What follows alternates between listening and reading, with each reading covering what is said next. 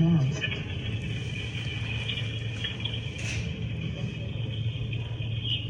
Ó, ele tá mandando baixar o vidro. Ele tá aqui na minha janela. Tá bom. So much wrong here. Ele vai dar um tiro no pneu. Oh. Um tiro no pneu. Oh. Dois tiros no Oh. vidro. 3. Ai, meu Deus. All right. Tá bom. Ai, Boom! What's up, team? So for this situation, there's so much wrong here, but let's see what we can learn from it. Simple snapshot, some simple takeaways, right? Byron Rodgers, professional protector, right? Since 2008. This is what I do. When I'm looking at this situation, essentially, you got a guy approaching you with one hand behind his back in traffic. I'm just gonna tell you right now, I'm gonna use my number one, my favorite martial art when this goes down, even though I am a human weapon. Shout out to my main man, Tony Blauer. What's up? Anyway, so what am I gonna do? What should you do? Remember, when you're in traffic, when you're driving in a vehicle, pro tip, never pull so close to the vehicle in front of you that the back tires can't be seen over the hood of your vehicle, right? So when you're pulling up and you're in traffic, make sure that you have enough space to where you can always see the back tires of the car in front of you on the top of your hood, right? So that ensures that you have enough room to skew up and get out of the way and drive away. Because what we're about to do is we're about to use my favorite martial art, faster than you foo, right? So I'm not waiting for Mr. Red Shirt to walk up and flex on me with one hand behind his back all hard and stuff like that. Nah, brah, like you get out of your car, you get out of your car. If it's me, for your sake, I'm gonna drive away. But for everyone else here, cars are coffins when they're not moving. Say it with me. Cars are coffins when they're not moving.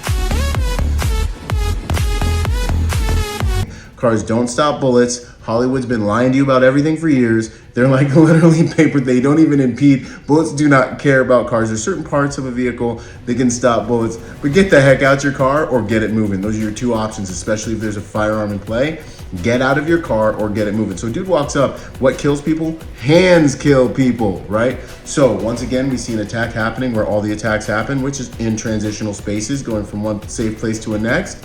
People think they're safe in their cars. You're generally not if your car's not moving, right? So you're in a transitional space, context, transitional space. This is where most attacks happen. Oh, I'm in a transitional space. I should be paying attention to what's going on. Dude that I just probably got into a social altercation with is walking up to me and he's not showing me one of his hands, especially if he's probably right-handed and it's something in his right hand. That means it's something he's gonna probably be more active with. So someone gets out of their car like this and starts walking up to you, get that car in motion. This individual has all the space in the world to simply drive off, but they don't because they haven't watched a video like this that's informed them and given them a little bit of experiential data that would help them make the right decision to maintain their safety. Choose safety, like Tony Blauer says. So listen, this situation starts to unfold in front of you, just drive away. It's very hard to shoot a moving target with any kind of accuracy, and this guy, he doesn't look like he trains that much, God bless him. So dude walks up to your car, don't wait for him to get to your window. Now let's just say for some reason you're in vapor lock and you weren't processing the situation, and now this dude's up at the side of your window, right? And he's still got a hand behind his back. Put the car in drive and drive away.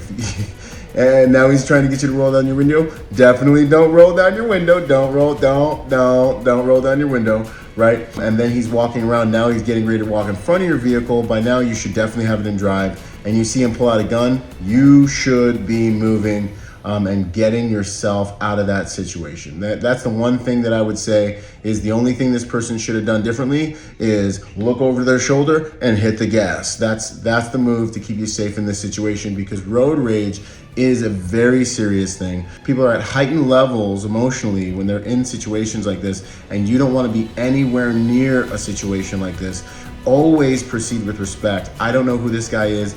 Anyone can kill me. I don't know what he's capable of. I don't know what he's gone through today. I don't know if he's ready to go to jail and don't even care, right? And anyone can kill you. That person, that could have ended in tragedy. So avoid road rage altogether. If you get back in your car and start driving, if this person did decide to start driving away and this other person did follow them, go to your next known safe location. What's your next known safe location? Police station, fire department, first responder place with high volumes of traffic and where other people can see what's going on. That usually will scare someone away and get them to stop attacking you. Do not go back to your home or residence. All right, gentlemen and ladies, tactical protection review, learn protection strategies from a protection professional. We've got over 70 hours of training online for you and your family, taught by some of the best in the industry, best in the world. Take advantage of that at protectornation.com. Let's go. Boom, boom, it's finally here. Go to protectornation.com to join the Protector Nation community.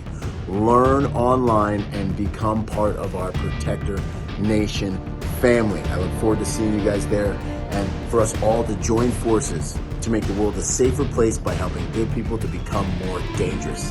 I'll see you there, and until then, be peaceful but not harmless.